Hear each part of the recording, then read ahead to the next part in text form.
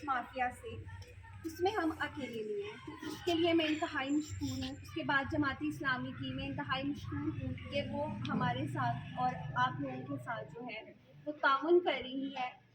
دیکھیں آج ہم بہت مشکل وقت سے گزرے ہیں، مہنگائی، بے روزگاری نے ہماری کمر توڑ رکھی ہے۔ ایسی ہے نا، ہر بندہ مہنگائی سے پریشان ہے کہ نہیں ہے؟ بجلی کے بل سے، گیس سستی تھی، پہلے کہتے تھے کہ چلو گیس کا بل کم آتا ہے، اب تو وہ بھی نہیں رہا، ایسے ہی ہے نا۔ پیٹرول ہے تو اس کی قیمتیں جو ہیں وہ بھی آسمانوں کو چھو رہی ہیں۔ اور اگر ہم دیکھتے ہیں سیاست کی طرف دیکھتے ہیں، اپنی حکومت اور اپنے ملک کی جو قیادت ہے اس کی طرف دیکھتے ہیں، تو ہمیں کیا نظر آتا ہے؟ چند جماعتیں جو اپنے مفاد کے لیے، اپنے ذاتی مفاد کے لیے اکٹھی ہوئی ہیں۔ اگر یہ مافیا، یہ گنڈے، یہ کرپشن والے لوگ، یہ جھوٹے فراڈیے لوگ اکٹھے ہو سکتے ہیں اپنے مفاد کے لیے، تو ہم عام آدمی اپنے حق کے لیے ہم کیوں نہیں اکٹھے ہو سکتے؟ اپنے حق کے لیے، اسلام میں اپنے حق کے لیے جان دینا بھی شہادت میں آتا ہے۔ تو اگر یہ لوگ اپنے مفاد کے لیے، اپنے بچوں کے لیے، ان کو کوئی بھوک تو نہیں ہے نا، اربوں خربوں ہے نا ان کے اکاؤنٹس میں، پھر بھی یہ لوگ کیوں آ جاتے ہیں ہر سال الیکشن کے موقع پہ آگے آ جاتے ہیں کہ جی ہمیں ووٹ دیں، ہم یہ کر دیں گے، ہم وہ کر دیں گے، اور کارکردگی کے نام پہ ان کے پاس ہے کیا؟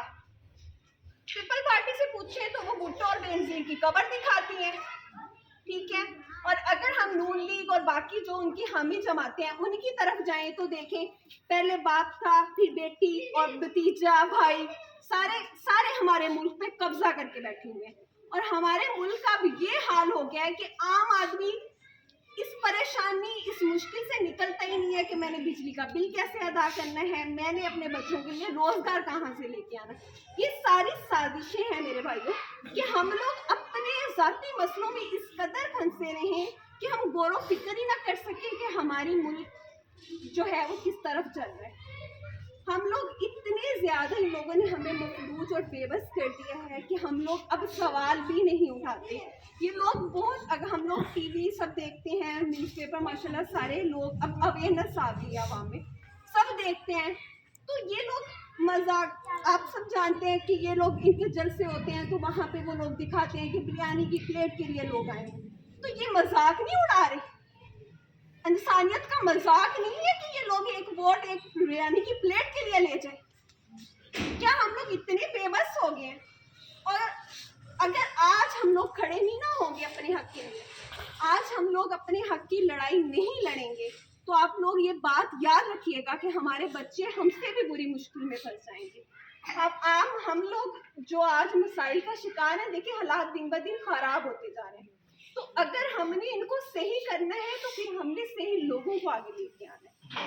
ہم لوگ جو ہیں یہاں پہ کھڑے ہوئے ہیں آپ لوگوں کے ساتھ، یہ التماس کرنے، یہ آپ لوگوں سے گزارش لے کے آئے ہیں کہ ہم لوگوں کا، اگر آپ لوگ جیسے امانت بھائی نے بات کی تھی کہ آپ لوگ ہم پہ جانچ کر لیں، پڑتال کر لیں۔ ہم لوگ کوئی وڈیرے خاندان سے نہیں ہیں، یا ہم لوگ کوئی وارث نہیں ہے کسی بھی حکومت کے یا کسی بھی جو ہے وہ سیاسی قیادت۔ ہم لوگ آپ جیسے ہی لوگ ہیں، آپ لوگوں کے مسئلوں کو سمجھتے ہیں، اور ہم چاہتے ہیں کہ اب اس ملک میں غنڈہ گردی ختم ہو جائے، اور اس لیے ہم لوگ اب اپنے حق کے لیے کھڑے ہوئے ہیں، اور ہم سب سے چاہتے ہیں کہ آپ لوگ اپنے حق کے لیے کھڑے ہو جائیں تاکہ ہمارے ملک کو ان کرپشن مافیا سے بچایا جا سکے، اور ہمارے بچے اس طرح سے پانی اور روٹی کے لیے بلکتے نہ رہیں۔